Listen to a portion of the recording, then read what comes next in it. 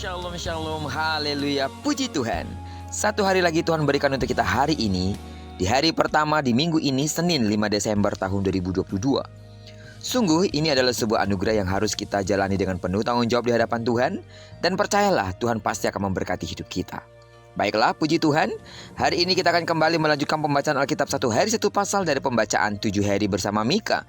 Dan hari ini kita telah berada di hari yang ke-6, maka kita akan membaca kitab Mika. Pasal yang ke-6 ayat pertama sampai dengan ayat yang ke-16. Judul renungan kita hari ini, 3 tuntutan Allah. Sebagai pengantar renungan hari ini, saya akan coba bacakan untuk kita ayatnya yang kedua. Dengarlah hai gunung-gunung pengaduan Tuhan, dan pasanglah telinga hai dasar-dasar bumi. Sebab Tuhan mempunyai pengaduan terhadap umatnya, dan ia berperkara dengan Israel. Allah menuntut umatnya. Benarkah? Ya. Ia menuntut bukan dengan kurban bakaran atau persembahan, bukan pula dengan nyanyian atau puji-pujian. Sebab Allah tidak menyukai kurban bakaran dan pujian yang dinaikkan dari hati yang jahat. Nabi Mika mencatat bahwa Allah menuntut 3 hal dari Israel, yakni berlaku adil, mencintai kesetiaan, dan hidup rendah hati di hadapan Allah. 3 hal itu dituntut Allah karena umat pilihannya telah kehilangan keadilan, telah kehilangan kesetiaan, dan kehilangan kerendahan hati dari dalam diri mereka. Dan ini semua tampak dalam perbuatan mereka setiap hari. Sekalipun mereka mempersembahkan banyak korban bakaran dan menaikkan pujian kepada Allah, perbuatan mereka terhadap sesama mengingkari semua itu. Tuhan tidak menutup mata atas semua perbuatan jahat yang dilakukan umatnya.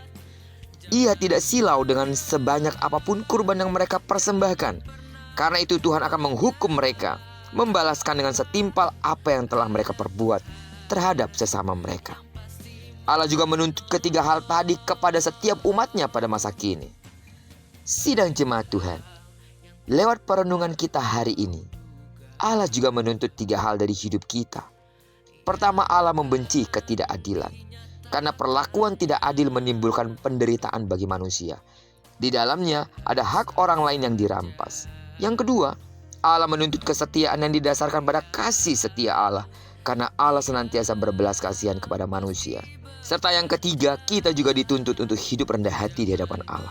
Orang yang rendah hati sulit untuk bersikap taat dan setia kepada Allah, sebab ia hanya akan bersandar pada pengertiannya sendiri. Sebaliknya, orang yang rendah hati hidup dalam ketaatan dan kesetiaan kepada Allah.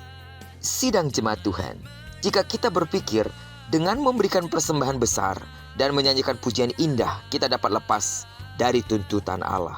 Itu keliru. Allah sudah memberitahukan apa yang baik dan yang dituntutnya dari kita hari ini. Maka itulah yang harus kita kerjakan dan persembahkan kepadanya. Marilah kita lakukan apa yang dituntutnya sebagai kehendaknya atas hidup kita. Berlakulah adil, setialah, dan selalulah menjadi orang yang rendah hati, baik di hadapan Allah maupun di hadapan sesama kita. Dengan demikian, Allah akan disukakan dan nama Tuhan dipermuliakan. Banyak jiwa yang akan dimenangkan karena kita telah berlaku adil dengan sesama kita, mengasihi orang lain, dan kita juga setia di hadapan Tuhan. Terpujilah nama Tuhan. Diberkatilah kita sepanjang hari ini, digenapi firman yang telah berjanji bahwa apa yang dikerjakan tangan kanan dan tangan kiri kita dibuat yang berhasil. Amin. Kemanapun kaki kanan dan kaki kiri kita melangkah, di sana pasti kemuliaan Tuhan akan dinyatakan. Tidak jemu-jemunya terus aku berdoa untuk seluruh sidang jemaat Tuhan. Kasih karunia Allah melimpah dalam hidupmu di sepanjang hari ini. Secara khusus bagi saudara yang sakit secara fisik, atau bagi saudara yang sedang dalam proses pemulihan, dalam nama Yesus, pulihlah serta sembuhlah sesuai dengan takaran imanmu. Diberkatilah kita bersama dengan orang-orang yang kita kasihi, serta bersama dengan orang-orang yang kita cintai dimanapun mereka berada. Terpujilah nama Tuhan. Shalom.